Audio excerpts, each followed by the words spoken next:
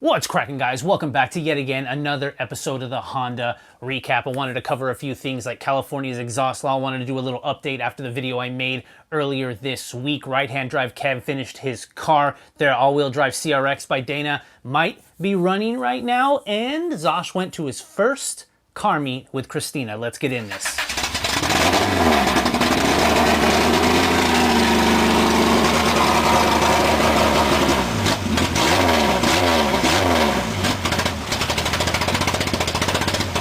What's cracking, guys? Welcome back to another episode of the Honda Recap. Thank you all for joining me. Thank you all for joining me another Monday night. If this is the first time you're joining, make sure to hit that subscribe button, hit that thumbs up and that bell so you're notified every Monday night at 8 when this thing airs. Essentially, what I'm trying to do here is go over everything that's gone on right here in the Honda universe on YouTube and bring it into one little cohesive episode so you can stay in touch with all of your favorite creators, whether you got work, friends, school, or just other things that you're doing throughout the week that you can't sit and binge throughout the week and see what's going on. You can come here, hang out with the rest of the Honda crew and kind of go over a high level of what's been going on. So like I said, make sure to hit that subscribe button, hit that like and that bell because this comes out every Monday night at 8 o'clock. With that said, I wanted to throw out there a big hello to a lot of the new subscribers that have come in right here. Earlier this week, I made a video going over the California's new law right here for loud exhaust, California AB 1824. When I made that video, it was more just me hanging out, actually trying to see how loud my exhaust actually was. But it's really cool to see how many people have actually watched that video. It's actually pretty cool. And I wanted to give a little update to the things that I have learned since then and kind of go over them right here before we get into what's been going on this week. California AB 1824 law is basically giving a fine for loud exhaust here in California. Everybody in the comments in my latest video also said, oh, California, you know what? Everyone's just not gonna be able to have cars here. The rules suck. Everything happens like that. But you know what? The California scene is not dead, to be honest with you. It is one of the biggest things that a lot of people love here about California, aside from the weather, is the car scene. It is never going away. That is my opinion, but I think that's the opinion going forward for a lot of other people. To kind of make it a little easier for a lot of people and kind of go over a lot of the rules and a lot of the other things that people have also thrown in, the fine of $1,000 is, I believe, an up to $1,000 fine. If you dig a little bit, there are people that have gotten exhaust tickets for being above a certain decibel limit, but when the ticket actually arrived, it was somewhere in the $200 to $300 range. So I believe it's not a mandatory $1,000. It is up to. If you guys have more information like that, I would really love to know. Let me know in the comments below. In reality, the biggest change to the law is the fact that it becomes a mandatory fine. Having a modified exhaust in California has always been a law. You're really not supposed to change anything about the car, the front window tint, your exhaust, headers, anything like that to your car is considered illegal. I get in other states, you know, they're a lot more lenient. They allow a lot more other things. But here in California, that's what we have. But it was up to the officer's discretion whether or not they wanted to enforce that law. A lot of people would get pulled over for no front plate and then at the same time be like, hey, your exhaust is actually modified. You have front tints. Here's a fix-it ticket to go fix that. And at that point, it is a pain in the ass to us. I understand that. You have to go home, swap on your stock exhaust. If you don't actually have that, you may actually have to go find one, put a cat on your car if you weren't running a catback exhaust. Go get it written off and that would nullify exactly the fine. At this point in time, the only real change that has happened to the law is it becomes a mandatory fine.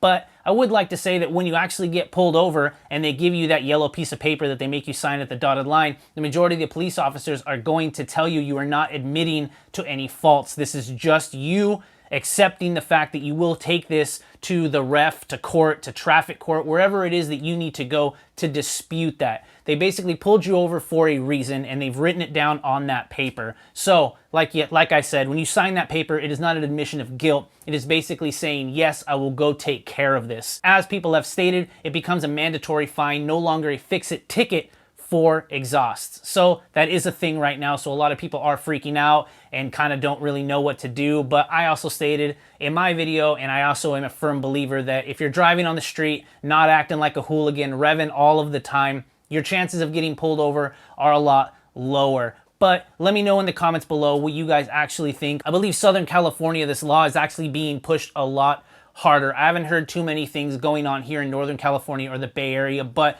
there are a lot of tickets being given in Southern California. I believe that's where the majority of the takeovers were starting down there, which is kind of the backstory as to why this has come up. In past, up here in the Bay Area, we have sideshows, and they've always been off into Oakland or over in Northern California, and that's always been a thing there. Takeovers seem to be kind of a newer aspect or a variant of it in Southern California that have blown up a lot. That's why I say that I think in Southern California, the loud noise and exhaust tickets are being mandatory down there. Not saying that it's not California worldwide. I'm just noticing a larger concentration in Southern California. But anyways, guys, that's about it. I don't really want to get into too much. If you haven't seen anything that I was talking about, definitely check out my latest video. If you wanted to check out your car, I've been told so nicely in the comment section that if you want to actually test your car, it is about 19.5 to 20 inches away from your exhaust at about a 45-degree angle near the level of the exhaust tips of your car.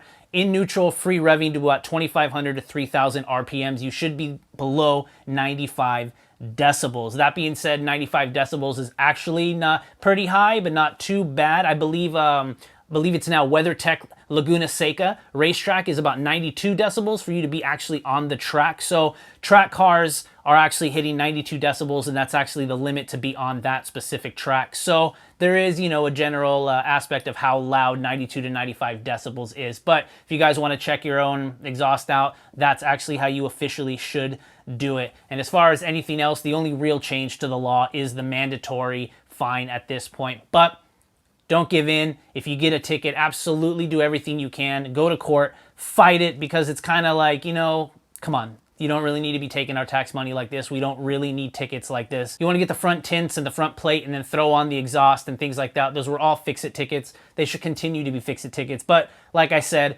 modifying anything on your car was already illegal here in California. So the fact that things have changed slightly is just, it's an adjustment. We don't need to freak out as much as we are right now. But like I said, if you do get a ticket, absolutely fight it. Do everything you can, because if you can actually get it written off, good on you. If you go ahead and you're going to sign it and you're going to take the $1,000 fine, that happens as well. With that said, there's still the change.org petition that's going on now. I believe they actually found the senators and people who voted for it. And I think they're also talking about doing a peaceful protest. So things are moving along there on the change.org petition. Definitely check that out. As far as anything else, let's go ahead and move on to the recap. All right, guys, thanks for watching. I wanted to kick this off with a few people that I haven't talked about in the past and kind of get them up to the spotlight right now. And that's starting with Doughboy's Garage.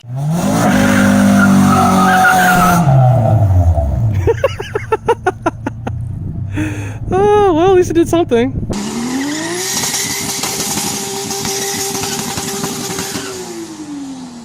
All right, what's going on, everyone? Well, happy 2019. Honestly, by the time you're seeing this video, it's probably like the second or third week into 2019 already. But for us, it is New Year's Day. Mark is over there. We are checking out his, well, as you can tell from the title, his brand new track project slash daily. So yeah, as you can see, also from the title, he paid $1,100 for it. I've been following Doughboy's Garage for quite some time. I believe he's got an FA5. He had a couple Subarus, and as of lately, him and his friend picked a 1100 EK hatch with a B16 in it. I believe his friend bought it to actually take on Doughboy's other cars that he's got right now. It's a really awesome channel. They have the ability to get lifts and things like that, but they are hard workers. I believe it's a shop that they actually work out, so they have the benefits of getting a lift. So that's really cool. They have many, many videos on the channel right now, and if you watch their latest video, I believe they actually talked about selling off a lot of the cars that they do have, and you know, these are the cars that they have left. So I'm really excited to see what the plans are for this $1,100 EK hatch. You know, I'm a big fan of EK hatches, and I know a lot of you guys are too, so definitely check out Doughboy's Garage. Following that, we got LHT Performance.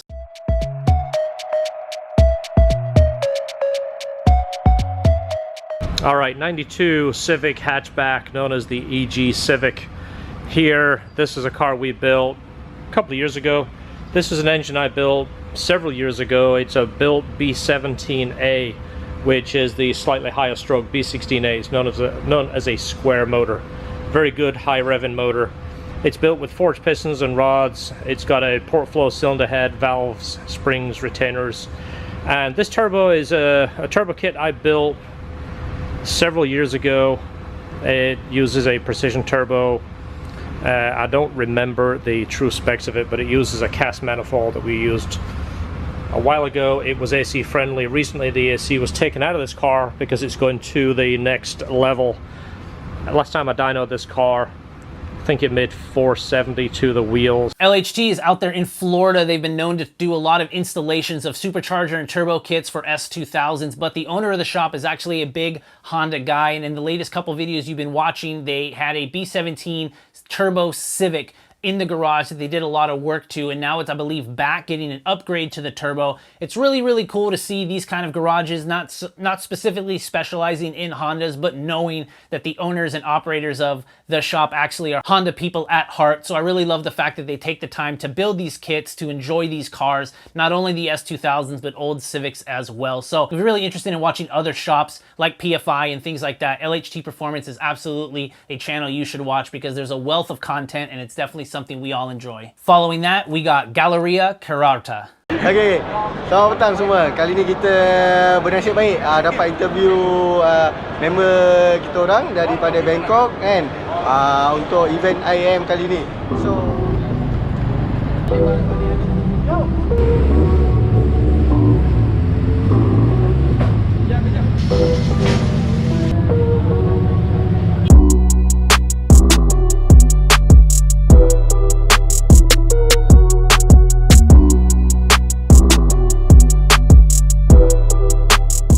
I'm not actually sure if I said that correctly, but I believe this is a channel out there in Thailand who has some amazing quality videos, not just of Hondas, but specifically they have a lot of Honda content, a lot of shows, and essentially just a lot of gatherings and things like that. The quality of cars is equal to the quality of the camera work on this channel. It's definitely something you guys should check out.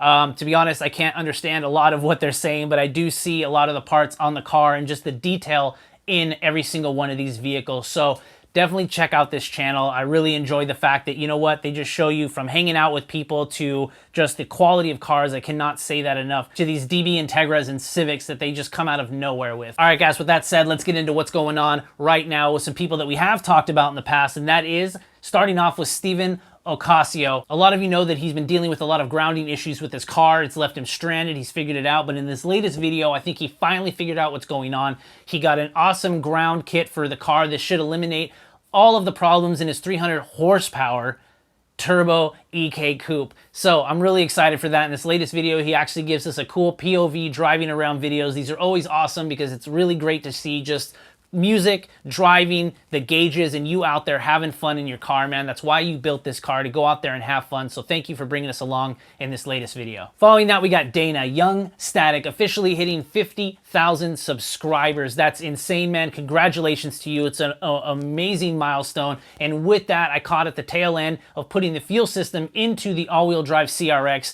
I think you took some Instagram videos of it actually running. I can't wait to see the video that you upload going over everything that's in the car and it running in fuller length than just a quick Instagram video, man. Congrats to you. You've been non-stop working, rain or shine. I think you're getting a little sick right now, but the all-wheel drive CRX is on its way, and I know it's gonna make it all the way out to Mississippi. Dana's actually trying to drive it, track it, and bring it back for a 2,200 mile round trip drive, and that does not include all of the other places he wants to land on that road trip. Next up, we got Four Banger Productions, right-hand drive Kev. Y'all been following this guy, I know you have. He's got his right-hand drive yellow Integra that he took down completely.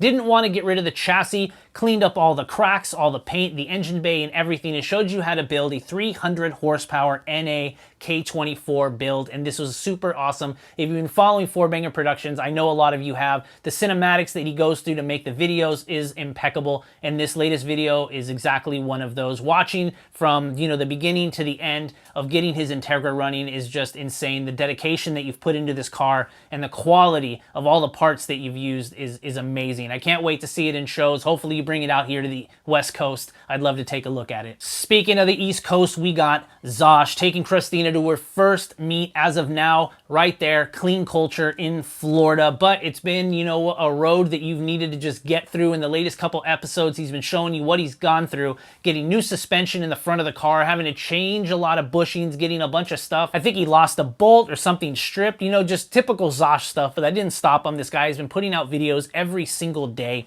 got the whole car together and to the show out there at the Zip Ties booth. I believe that video is actually out by the time you're watching this, so congratulations to you, man. 2019 is off to a great start. Next up, we got Chris Sadowski. With the K20 DA, his Del Sol, and most recently, he got a Mini-Me swap for his EJ1 that he's been working on the side. Him and his brother and his dad actually got everything into the car. I can't wait to see this running, man. I know you've had a, rough couple weeks here starting of the year, but you keep grinding, you keep making videos. The Mini-Me got together really nice, cleaned up, and it's in the car. You just need a few things now to kind of get it all tidied up, and I can't wait to see the first rip video. Following that, we got Brandon Extreme Daily Drivers, also out there in Florida with a 3rd gen Prelude. Actually, one of the cleanest 3rd gen Preludes I know about right now. If you guys actually know some other ones, definitely let me know in the comments below. But he finally got it out to the dyno. Long time coming. He's had to do a lot of work in the engine bay, a lot of valve adjustments and things like that. But I'm really happy how much power the B20A made in your Prelude, man. I'm super excited for you. I know you've kind of found out some things to where you're getting some restrictions. I think the exhaust, the intake manifold, the exhaust manifold, you got everything else taken care of. So when you're looking at the dyno graph, working with the tuner to finally understand, or to actually understand what is needed to boost a little power, to bring that up to par where you want it to be, the next couple videos are going to be awesome, and I know you're just going to spend the money just to get it exactly where you want it. Speaking of getting things exactly where you want it, it would be impossible to say that and not say LaTommyLa. A lot of you know this guy, been running the EK hatch for quite some time, the B18C5 ITB EK hatch. Well, because of a lot of things that are going on right now, Tommy has said, you know what, maybe I don't want this swap. I want to go a different route because I want to drive my car in peace with my friends. And you know what, I completely understand that being here in California. But I will say the B16 that he wants to put into his car will be amazing. I used to have one originally in my Del Sol VTEC. You can't beat the B16A2. It just revs for days. I know he wants to bar the car, have a super legal EK hatch, and show you how you go ahead and do that. It's definitely something, it's kind of like a bar or a milestone everybody in California wants to get to. Swap your car, bar it, and just know in the back of your head that your car is completely legal. I used to have an EK hatch with a K20A2 barred in California, which was an incredible feat for the most part because I actually had to have an RSX gas tank like welded into the hatch of the car to make everything legitimately legal. But my car did have that sticker. So Tommy, I'm super excited for you. I think the motor's already gone. I can't wait to see you. I believe you already got the engine on its way. So once it gets in the car, it's just going to be a quick home stretch, man, and hopefully everything goes well with bar for you. Following that, we got Biohazard 667 Productions. I haven't talked about this guy in a while, but he's got a very, very unique build. He's got a K20 Peugeot, and you know what? This guy does all the fabrication in-house. He reminds me a lot of Young Static. Everything about this car needs to be done by hand. I would absolutely encourage everybody to go check out this build. I believe he's on episode 16 right now. The motor's in. He's got a bunch of other stuff going on, but he's modifying these fenders that he has to basically just give it an awesome look. I don't really want to go into it too much right now. I really suggest everybody to go check out Biohazard 667 Productions. Following that, another very unique swap, we got BeyTek with the K20A FD3S. This guy is coming definitely from the FD world. I believe he has another FD that is still rotary powered. This one was rotary powered, but he wanted some, reliability. So he went with the K series. He already got the engine in there, the trans all hooked up, the mounts. He's working on other things, but he wanted to clean up the engine bay before everything gets settled. So in the latest video, we get to check out his process with that, seeing how everything's going to go down. And I'm extremely excited for this build as well because I haven't seen another K swapped FD out there, and I'm really excited because it's an awesome personality and just a great channel, awesome content. I can't wait to see this thing turn on. Following that, we got JPR 222. This is another fantastic EK build. There's a lot of backstory on this channel. I believe this is a father and car build. He's rebuilding this car in tribute to his son, the previous owner, and he's been doing it with the friends that he has, just trying to get this car back to where it was, back to where he knew his son would really want it. And at the latest video right now, the engine is in, the wiring harness is getting all set up. This car looks very, very great. It's a yellow EK with a B16B, I believe, in it, or B16. I'm not sure which one, but I'm fairly sure it is a B16. Definitely want to check this guy out. JPR 222, wonderful content, an awesome cause, and the car is going to turn out amazing. Following that, we got ChildStar and the Gravity Coupe. Everyone knows this car. It's an amazing build, but in this latest video, he took it for a joyride. I think he lost the alternator, fell down, hit the ground, hit the oil pan, just, messed that thing up, but it didn't stop him. He got home, checked everything out. I believe a bunch of bolts actually stripped off the front. Alternator fell off, ran over, ripped a little bit of the harness, but you know what? We build it, we drive it, we rebuild it, and that's what ChildStar is headed to right now. I'm glad the spirits are up. I'm sorry it's the start of the year, but you know what? I feel like down deep you wanted to make some alterations to this car, and this was kind of like the push of like, well, no time like the present to switch up the Gravity Coupe, right? Hopefully that's the case. If not, I'm really sorry, man. But I know that you know what you're doing. You're gonna get this knocked out, and I'm very happy that you're gonna bring us along with you. Following that, we got Konerri with the S2000 swapped DC2 JDM front Integra. This is an awesome build. I'm really happy that you're back and consistently making videos. And in the latest video, you got some JB Tune fuel goodies. That's always cool to see JB Tune just everywhere. Shout out to you. But really happy that you're getting the Integra some love. It's awesome that the S2000 swapped. If any of you guys haven't checked out Konerri, absolutely do it. I have everybody's information down in the description below. Head over to their channel, their latest video. Give them a subscribe. Give them a thumbs up. Just support the channel as much as possible, and that's for everybody down below. I have everybody listed, not just the person I'm talking about right now. All right, guys, and last but not least, we got VTEC Academy. This is Hasport, Brian Gillespie, actually teaming up with Chris Sadowski, because Chris Sadowski works for Hasport out there in Arizona. They have an RSX that they pulled the engine out, and they're putting in a K20 Jackson Racing Supercharged. This engine has been around a while. It was actually in their CRZ. They're getting it into the RSX and gave you a quick rundown on actually how to pull the motor, what the motor is, and how they're putting it in. It's actually very cool. They're actually putting a intercooling system and running on E85. His hope is to hit 400 horsepower on this Jackson Racing Supercharged RSX. If anybody can do it, Hasport can do it, Brian Gillespie can do it, and man, I can't wait to get schooled on all the stuff that you're gonna bring with this car. So props to you guys. Thank you for doing everything you guys are doing. Shout out to Hasport. All right, guys, with that said, that's it for this episode of the Honda Recap. Thank you everybody who's tuned in this far out in Premiere. I appreciate you. Definitely head over to HondaVlogs.com/shop. Pick yourself up a shirt, sticker, hoodie, whatever you need to stay warm this winter. Hopefully we start warming up soon. But with that said, thank you again for everybody in Premiere. If this is your first time watching, make sure you hit subscribe, thumbs up, and the bell so you're notified every Monday night at 8 p.m. when this thing airs. All here together, all talking Hondas, trying to build the community one by one, going over everything that's been going on here on YouTube with all the creators. I'll see you next week. Peace.